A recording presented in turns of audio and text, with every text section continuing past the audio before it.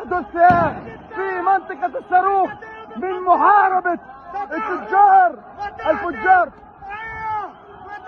نفسه من مساجد المملكة العامة. Brigade Al-Qassam, saya militer Hamas menindak tegas kolaborator yang berada di balik penjarahan bantuan kemanusiaan di jalur Gaza. Pejuang Hamas dilaporkan membakar mobil milik tersangka penjarahan pada Minggu 10 Agustus 2025. Selain itu, perlawanan Palestina dengan tegas membongkar jaringan penjarahan bantuan kemanusiaan di Palestina. Dikutip dari Palestine Chronicle, aksi ini merupakan bagian dari kampanye pemberantasan geng terorganisir. Mereka kerap menjarah konvoi kemanusiaan di bawah perlindungan pasukan Zionis. Dalam rekaman yang beredar di media sosial, tampak pejuang Hamas membakar mobil milik salah satu tersangka. Dalam video tersebut, para pejuang juga mengumumkan eksekusi lapangan terhadap pencuri bantuan di tengah sorakan warga. Sementara itu, Hamas dilaporkan berhasil melumpuhkan sekelompok pencuri dan bandit yang beroperasi di wilayah Gaza.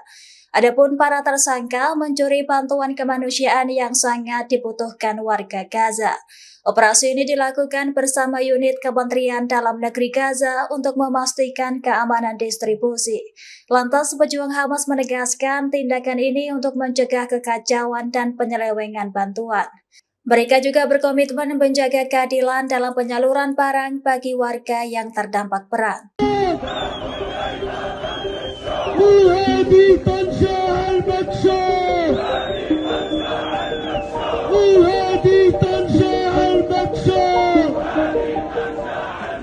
Aksi demo besar-besaran dilaporkan meletus di seluruh kota Arab dan Eropa. Pendemo menuntut diakhirinya perang Israel di jalur Gaza hingga menyerukan masuknya bantuan kemanusiaan. Aksi demo dilakukan sebagai dukungan keras terhadap rakyat Palestina. Dikutip dari Palestine Chronicle, ribuan warga Maroko turun ke jalan menolak kebijakan pengungsian dan kelaparan yang dilakukan Israel pada Minggu 10 Agustus. Mereka membawa slogan bertuliskan Free Palestine hingga protes terhadap agresi Israel menggema di antara massa. Aksi serupa terjadi di kota Gadir, Tunisia, hingga Istanbul dengan ribuan orang mengecam pengepungan di Gaza. Bahkan di Amsterdam, Belanda, pendemo memprotes berlutut saksi terhadap Israel dan pemutusan hubungan politik dan militer. Selain itu, warga Swedia menjadi saksi seruan gencatan senjata serta boikot produk terkait Israel. Adapun di Jenewa, ribuan orang memukul panci kosong sebagai simbol protes terhadap kelaparan di jalur Gaza. Sementara itu, di kota Berlin dan Oslo juga menggelar aksi dengan tuntutan serupa, menolak perang dan meminta bantuan kemanusiaan di Gaza segera dilakukan.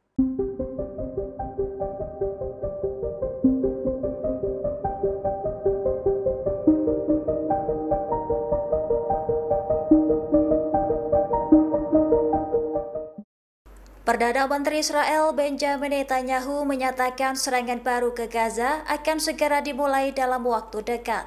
Ia menyebut langkah ini penting untuk mengalahkan Hamas dan membebaskan sandera warga Israel. Adapun desakan dari Dewan Keamanan Perserikatan Bangsa-Bangsa untuk menghentikan penderitaan warga Palestina. Pernyataan ini disampaikan Netanyahu pada Minggu 10 Agustus 2025, 2 hari setelah Kabinet Keamanan Israel menyetujui rencana merebut kota Gaza. Serangan terbaru Israel dikabarkan mengalami peningkatan hingga menewaskan 5 warga Gaza. Media Palestina melaporkan rudal menghantam tenda jurnalis di dekat rumah sakit Sifa. 7 orang dilaporkan tewas seketika, termasuk 5 staf Al Jazeera, seorang sopir dan asisten. Sementara itu, Netanyahu mengatakan telah berdiskusi dengan Presiden Amerika Serikat Donald Trump mengenai penguasaan benteng terakhir Hamas. Ia menargetkan serangan cepat selesai dan berencana memindahkan warga kota Gaza ke zona aman. Namun warga Palestina meragukan keamanan zona aman tersebut lantaran sering menjadi sasaran serangan Zionis.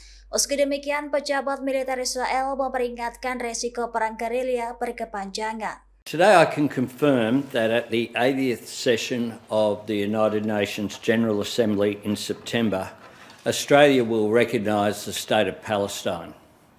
Australia will recognise the right of the Palestinian people to a state of their own, predicated on the commitments Australia has received from the Palestinian Authority. Sebanyak 75% anggota Perserikatan Bangsa-Bangsa dikabarkan akan segera mengakui negara Palestina.